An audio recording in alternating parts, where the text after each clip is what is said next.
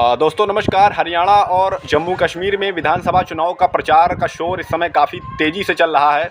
इसी बीच एक बड़ी खबर सामने आई है कि 23 और 24 को महाराष्ट्र में चुनावी तैयारियों की समीक्षा करने के बाद इस समय 27 और 28 सितंबर को, आज 28 सितंबर है, ये 2 दिन के दौरे पर है महाराष्ट्र में चुनाव आयोग। यानी अब मुंबई में पहुंचा है चुनाव आयोग और वहाँ चुनाव की तैयारियों की समीक्षा कर रहा है, वहाँ के अधिकारियों के साथ, वहाँ के नेताओं के साथ, और तमाम तरह के दिशा निर्देश जारी कर रहा है। और पूरी तरह से वो आश्वस्त हो जाना चाहता है कि हम इस राज्य में अब चुनाव की घोषणा करने के लिए तैयार हैं। माना जा रहा है कि चुनाव आयोग 8 अक्टूबर को हरियाणा और जम्मू कश्मीर के विधानसभा चुनाव के नतीजे सामने आने के बाद कभी भी, यानी 15 अक्टूबर तक या 20 अक्टूबर तक, उम्मीद है कि 15 अक्टूबर तक चुनाव की घोषणा कर देगा और दीपावली के बाद या पहले चुनाव का ऐलान भी किया जा सकता है। समझना जरूरी है कि झारखंड में 5 नवंबर तो वहीं महाराष्ट्र में 26 नवंबर को विधानसभा का कार्यकाल समाप्त हो रहा है। इससे पहले वहाँ चुनाव होंगे, ये तय मानिए।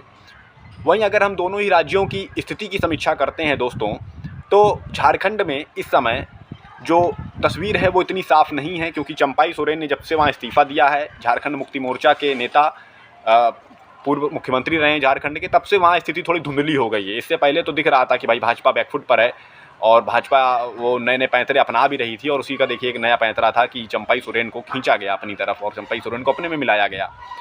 खबर तो ये भी थी कि चंपाई सोरेन को नई पार्टी बनाने के लिए भी प्रेरित किया जा सकता है। हालांकि चंपाई सोरेन ने बीजेपी में शामिल होने का फैसला लिया। वहीं दूसरी ओर अगर हम बात करते हैं महाराष्ट्र की, तो महाराष्ट्र में भाई साहब महाविकास अघाड़ी तो बहुत मजबूत दिख रहा है। आए दिन महाविकास अघाड़ी में नए नए नेता शामिल हो रहे हैं। कोई भाजपा का नेता शामिल हो जाता है, कोई पूर्व कमिश्नर शामिल हो जाता है, और अभी तो वहाँ अभी तो नाना पटोले ने कहा भी है, महाराष्ट्र कांग्रेस के अध्यक्ष, कि चुनाव आते आते जो है और भी लोग, और भी, हरियाणा तो एक ट्रेलर था, असली तो महाराष्ट्र में तो फिल्म रिलीज होगी, ऐसा उन्होंने कहा था कि अभी तो वो तो ट्रेलर था, अभी तो बहुत सारे बगावत का सामना करना पड़ेगा, बहुत भारी बगावत का सामना करना पड़ेगा महाराष्ट्र में भाजपा को।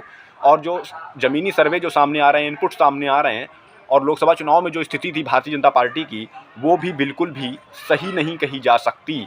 ऐसे में भाजपा दोनों ही राज्यों में फिलहाल बैकफुट पर है। हालांकि झारखंड में थोड़ा तस्वीर जरूर धुंधली है, लेकिन महाराष्ट्र में भाजपा के लिए मुकाबला आसान नहीं है। तो महाराष्ट्र, झारखंड, इनमें भी चुनाव की घोषणा होगी, और साथ ही माना यह भी जा रहा है कि उत्तर प्रदेश की सभी 10 विधानसभा जो सीटें हैं उपचुनाव के लिए, यहाँ भी चुनाव की घोषणा हो सकती है, क्योंकि सीएम योगी आदित्यनाथ ने लगातार दौरे किए हैं सभी 10 सीटों पर और विकास योजनाओं का लोकार्पण, शिलान्यास किया है, तरह तरह की घोषणाएं की हैं, बड़ी बड़ी घोषणाएं की गई हैं। और ऐसे में माना जा रहा है कि वो घोषणाएं चुनाव की वजह से की गई हैं, क्योंकि चुनाव जल्द ही घोषित हो सकता है उत्तर प्रदेश में भी।